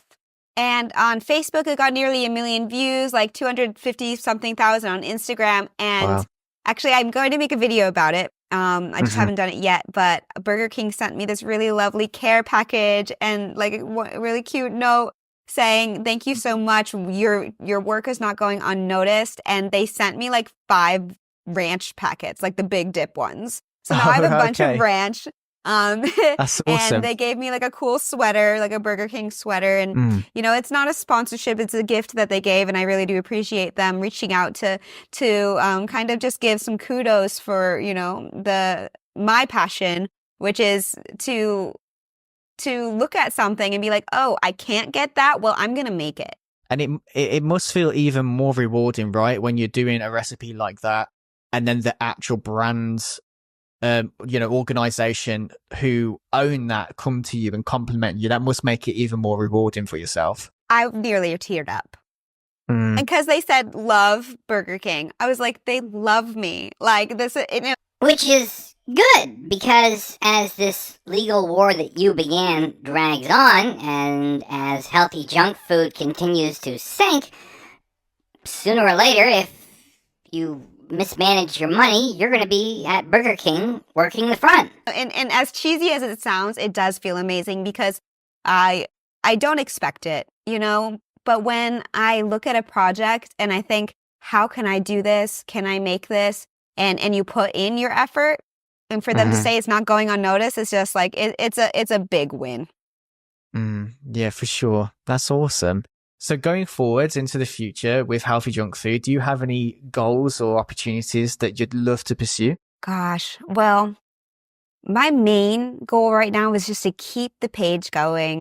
The heart of healthy junk food is what used to be a very successful YouTube channel, and she just referred to it as a web page. Like, keep creating content that people are going to love. When it comes to opportunities, this last year, I've been very lucky to work with, actually, Qdoba. I'm holding a mug they sent me because I got to promote their queso apocalypto, to be able to work with more brands. With your influencer status reduced to that of a hobbyist, here's a brand that you can have a future with. Like this would be amazing. Actually, I'm about to work on another promo for this steamer basket. I won't give too much information yet, but like being able to work with brands, it also brings me back to when I worked in radio, writing radio ads, and to be able to do that on my own and push forward as a working business that can be profitable is just, it gives me kind of like that little gusto. It's like, hey, yes, it's different now. Yes, short form content is king over this long form content, at least through my platforms. But to be able to push forward creatively and make things work, that's my main goal. But I'm also working on writing another book. That is rich. Given that the book that was put together while you were still working with JP, the person who you're pretending doesn't exist and had nothing to do with the creation of the channel, was written largely by himself and his friends. And if you're writing a book now, I'm going to publish this on January 19th, 2025, and your most recent video after 4 days has pulled 8,290 views. How much of a market is there going to be for a book written by yourself? Probably you're waiting for the trial to be over, and if you win, you say you're going to tell the story. Then it will be the same revisionist story you're telling now. And who's for that audience? The healthy junk food audience. And are they going to be happy if you win? No, they'll be hating on you even more. And you're going to write a book about this.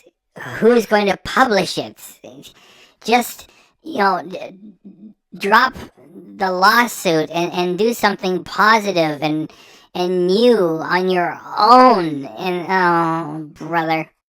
I Awesome. can't say too much about it yet, but it's mostly like the story and explaining how and why and the purpose behind every step along the way.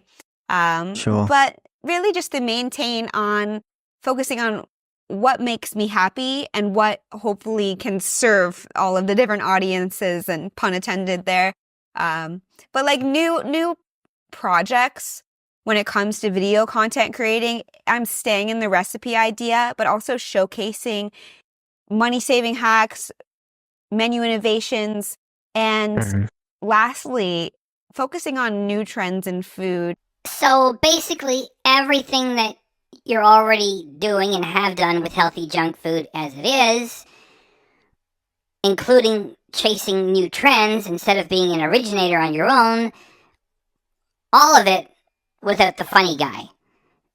And that's been a big failure so far. So more of that then. And travel as well. But also maybe some more kind of localized food that just to delve into it deeper. I just learned that in Connecticut, there's this restaurant that's very famous for making steamed burgers.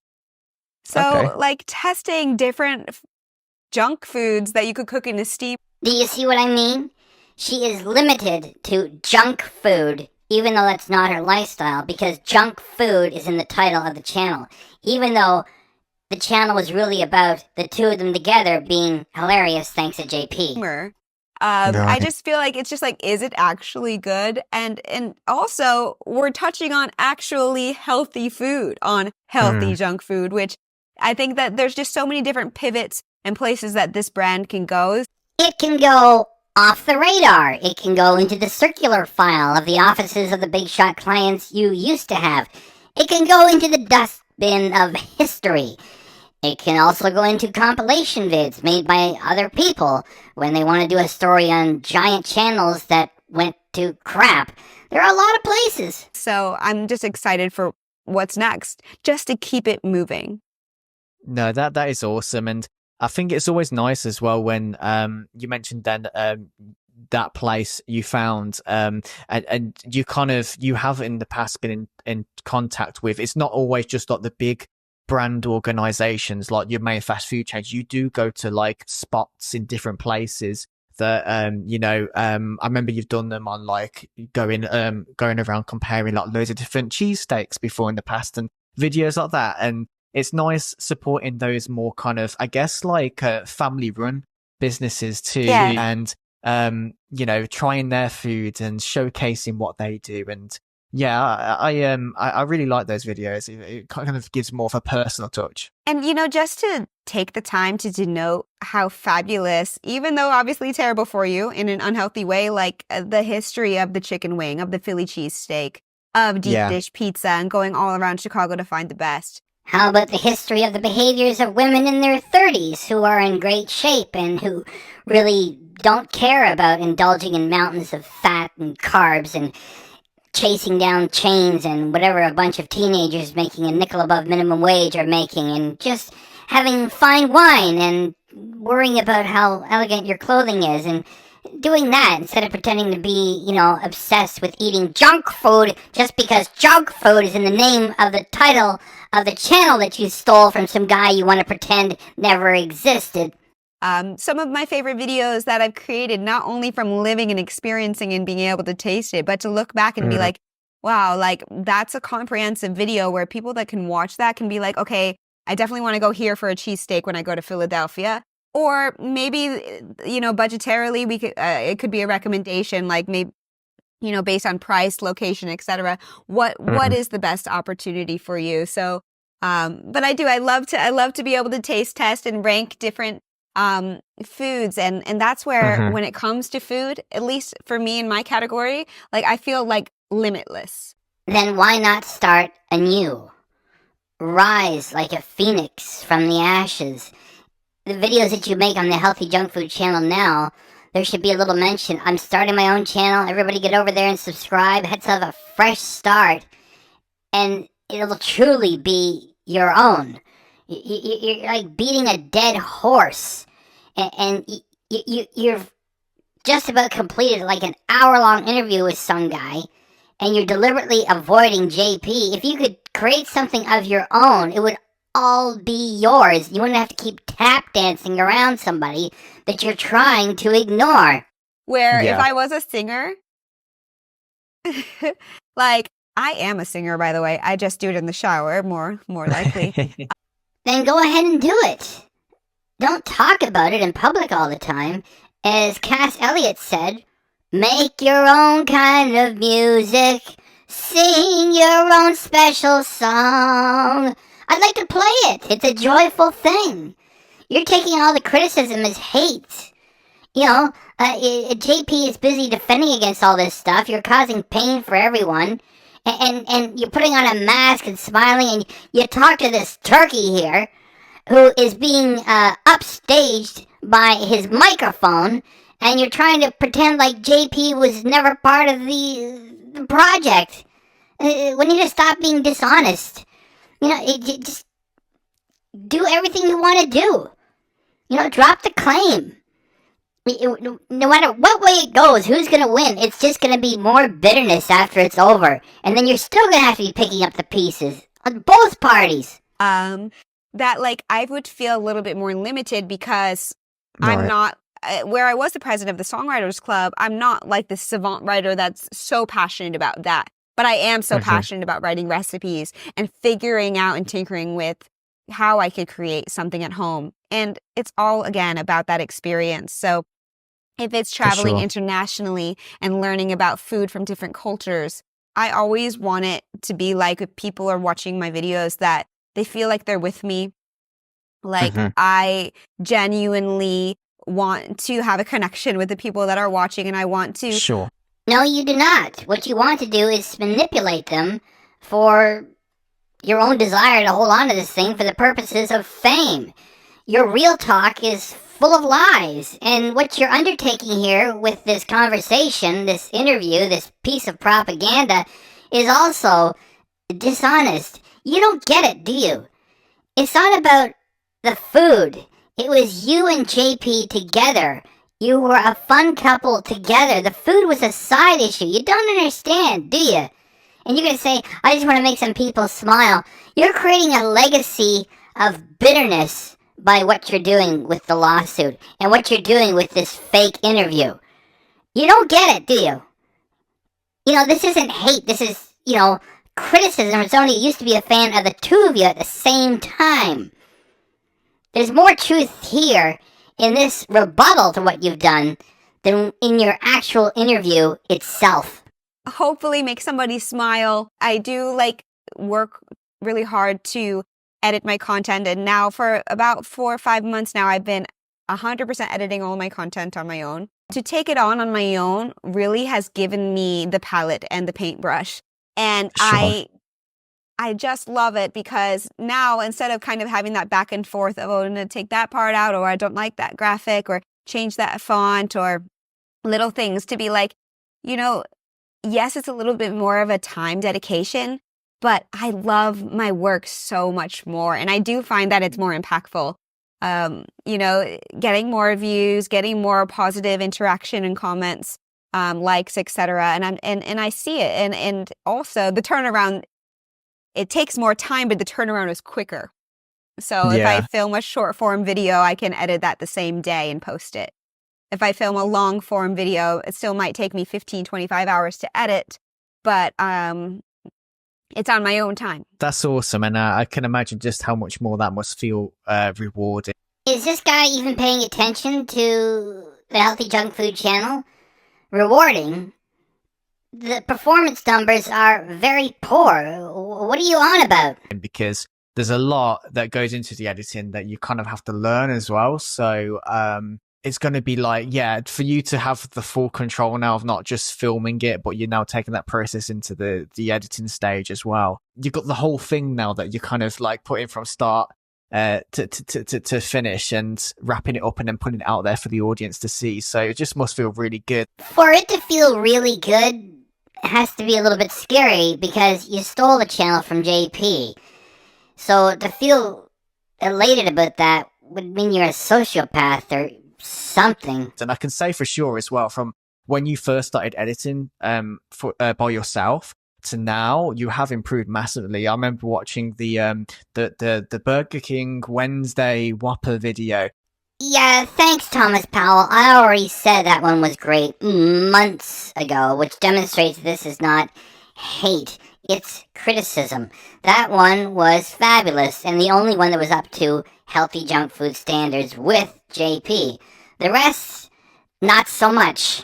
And I thought that was really cool, and it was really well done. Thank It you. was really quirky, and I liked that you were also portraying the character Wednesday in it too. But yeah, no, I watched that and I saw that how much you changed as well, because I remember when you first started editing, and about then as well, you were asking me for like just what I thought about the video and stuff, and we were talking. So to see the change from then to now, it's been really awesome. So yeah, you've really improved. Well, what I've learned substantially, and for anyone that's starting to film as a beginner, that like what I wasn't doing appropriately was figuring out exactly my lighting and my cameras appropriately.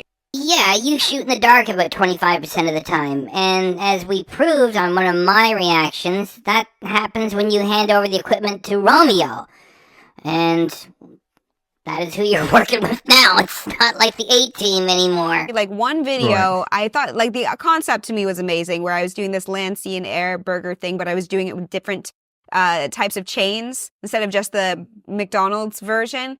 But I used a green screen the entire time, and when I used the green screen to change the color of the background, it actually made the food look gray and washed out. Like Right. little things I learned more specifically, where I probably could have tested something like that in the past and known better, but like I've been more experimental now. Moving from kitchens and figuring out what is like the best background and where I want to be, which is also Funny how you're sharing this part of the story when there was somebody else around and these problems were not happening, yet that same person you're trying to pretend he doesn't exist now. why when I first I started hosting as a solo host, I was doing lots of things just like out at restaurants and just ranking places, etc. And now I'm like getting back into the kitchen, way more recipes. And I feel like the storytelling aspect is 100% my favorite part. Just did a video also recreating SpongeBob's Krabby Patty at home. That was a drag and a cop-out. It was published 3 months ago. It's only got 21,000 views, and it relied heavily, way too heavily, on SpongeBob clips, and you didn't even put on a costume. And I love that I could kind of take a little spin-off of the SpongeBob cartoon and kind of do like act outs in there as if I was SpongeBob making Krabby Patties. To repeat, you did not put on a costume. In Bikini Bottom. So I'm trying to like take inspiration from what makes me happy, which are shows and like food and like the funniness, where I can add this like entertaining value to my food videos and not just be here's how to make mozzarella sticks. But I also want to do this video about like there's these new companies now out there, like one's called Too Good To Go, where you pay less money for like this package of food, and you just have to pick it up at a certain time period. So instead of costing $15, maybe it'll cost $4, and you just get food. I am so glad she raised this because I desperately need jokes to finish this giant reaction. It's called Too Good To Go. What they could call it is Off the Shelf, Open the Dumpster, or Time to Go, because there's no way to win. It sounds too good to be true. You get all this fabulous food for like, a huge discount. If you live in a big city, then you will get all the different types of food that Julia got in her video about this app, including meat. The problem is, if you're in a big city, then you're going to have to drive around for hours fighting traffic to find all of these scattered little deals. In which case, if you got hours and hours to do that, what's your time worth? You need to be unemployed for this to work, and if you're unemployed, where do you get the money for gas? So you don't win. If you're in a smaller city like myself, I actually installed this app, and you're going to find that all you're going to have available is baked goods, in particular donuts that are going to turn into a rock by the time you get them. So I invite you to actually try that thing yourself. It's good for a laugh to try once to see what you're going to get from it. You're going to waste all kinds of time in a big city. It's not worth it. And in a smaller city, all that's going to be available are donuts turning into rocks. Try it for yourself, and you'll find out the same. I hope she got paid well for it. From different places and just testing it out. Too good to go. Is it worth it? So I think Right, styles okay. of videos like this are super interesting to me, just to prospectively take on like a challenge, like only eating Too Good to Yeah. Go for a day and seeing what comes out of these surprise packages. Right, Something yeah. I've been brainstorming on now. If I don't do it, somebody else do it. But in New York City, I know they have hundreds of vendors that are offering this service, excuse me. But in Florida, there's like 15, in Orlando Mhm. specific. So it'll be kind of funny to take on, the pizzeria or the Circle K or the little chocolate shop that like maybe has, chocolates that are delicious, but possibly they got overexposed or, they made too many of them, so they're selling them for cheaper. So what's in Mhm. these bags? So I'm not going to stick to only cooking, but do absolutely love cooking. And I feel like that's like the next step. So the next step is just don't stop. You can really hear the passion that you still have, even after all these years. It's still there, and that's great to see. Like just you even talking about it, you can hear the passion in your voice that you have for all of this. Well, when it comes down to it, there's lots of roles. And from the past, I always had many hats. When I tell people about jobs I had in the past, like we discussed today, they're Yeah. like, wait, you worked as a paralegal at a law firm? She was not a paralegal. She was an assistant to paralegals. I don't know why she's saying... Well, she's sort of quoting somebody else to get that through the door. It's like, you worked as a paralegal? Well, she's not actually a paralegal. She assisted paralegals. I don't know how it is in Florida in the United States of America. However, in Ontario, Canada, paralegals and lawyers are both registered with the Law Society of Upper Canada. It's sort of a British thing. The same, she's not totally a paralegal, which may or may not be interesting, or even funny. I'm getting desperate here trying to make jokes as we try to get this over with. Oh, you wrote radio ads? Oh, you were a bartender? Oh, you got a music degree? You hosted an open mic? And it's just like, you hosted a public access television show. Everything leads to where you go. And, For sure. it never was about money for me. It was always about what can I do? What can I share? How can I make somebody smile or happy? This coming from a woman who tried to destroy all of our fun here and our community of 5 years with 8 fraudulent copyright takedowns provided in one day. And she almost did it, too. And to be able to, work with incredibly talented people like you and my family along the way, it's just made everything an extreme blessing. And after 10 years, to be still making videos is really freaking awesome. Even if my most watched platform is Instagram, I feel like, where things and the world keeps changing, I find that the passion just doesn't die. Mhm. And actually somebody told me this advice a really long time ago when I distinctively didn't want to start a TikTok page because I kept reading on the news that like ByteDance was like going to not be in America anymore or something like that because of Right, whatever. yeah. I forget exactly the spiel, but everybody knows. I didn't want to do it. And somebody said, Julia, if you are not on TikTok, on Instagram, on Snapchat, on Facebook, on Pinterest, on everywhere, then you're nowhere. That is good advice. And there's one platform that you've been ignoring where you could have a lot of success with not much work at all. It doesn't matter that Yeah. you're a YouTuber. When your content is drawing the small audience that you're getting, especially with all the baggage of hate of the OG fans, yeah, I guess it doesn't matter that you're a YouTuber. Other people, it's a little bit different. So in the beginning, when it got to that million mark, TikTok didn't exist yet. When it got to 1.5 million, 2 million, TikTok didn't exist yet. When the videos were getting 1 million views within a month, 30,000 views in a day, TikTok didn't exist yet, and people's attention spans were longer. Yeah. So now that short form is really taken over, I've been focusing so much on that. So I've been doing like 3 to 5 short form videos I've been posting every week. And I really love making them. It also, because I'm a long form editor and content creator, the short form is a little bit easier for me to make them. So now you can be derivative and boring in 2 different formats. Not to be mean, Julia, it's just that you're trying to recreate healthy junk food without one half of the team, and it doesn't work.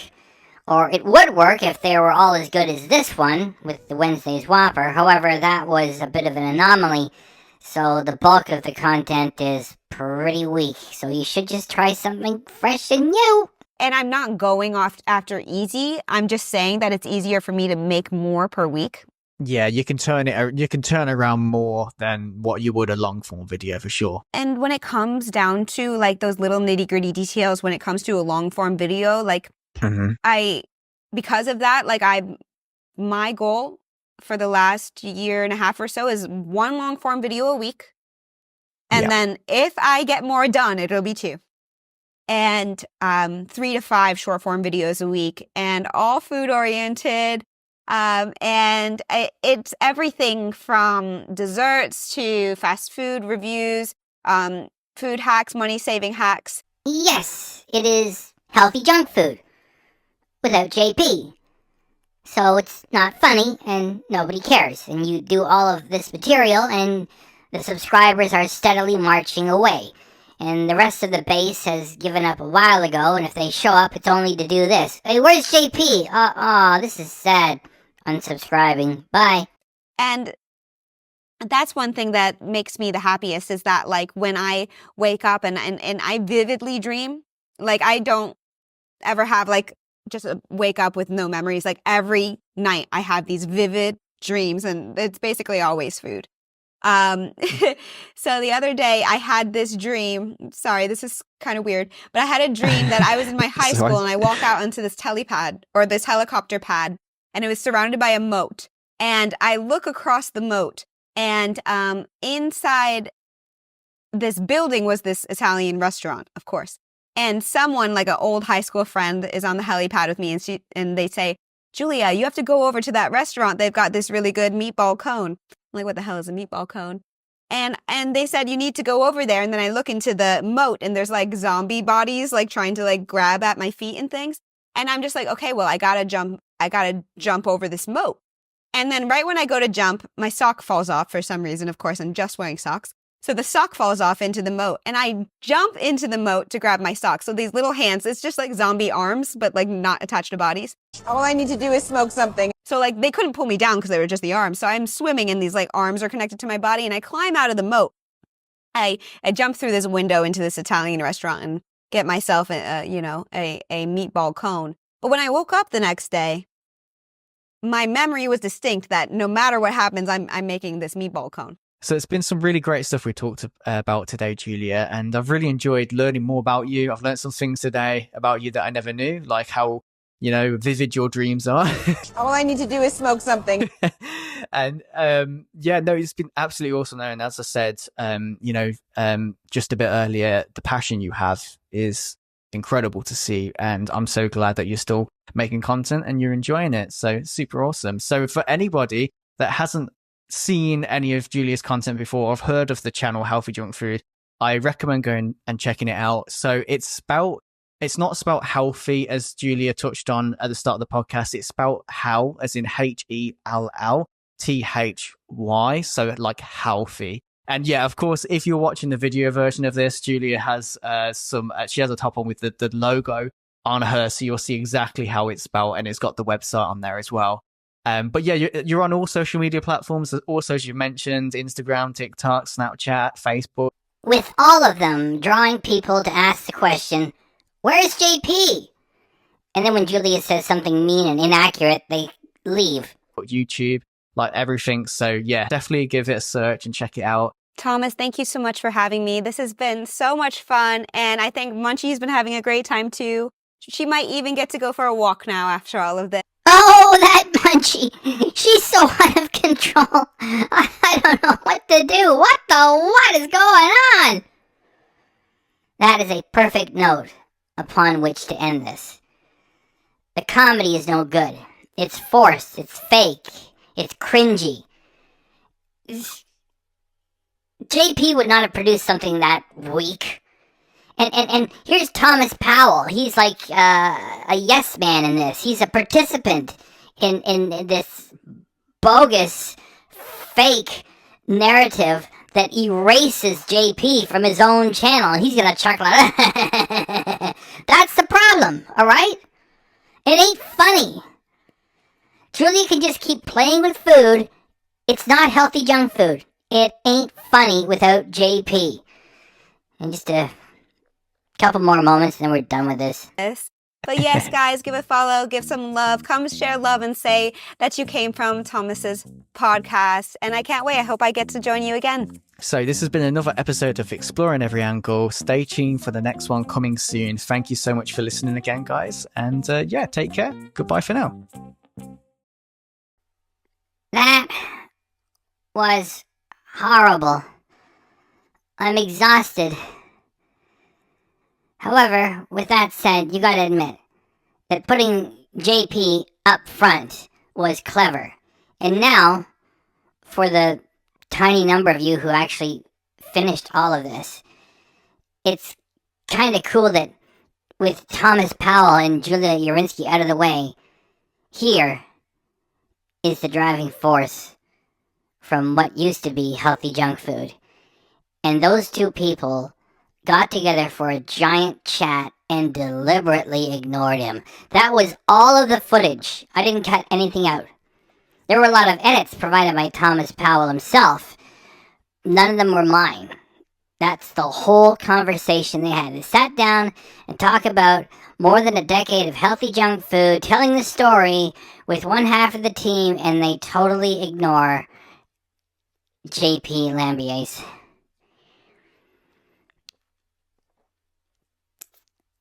Please subscribe to the channel,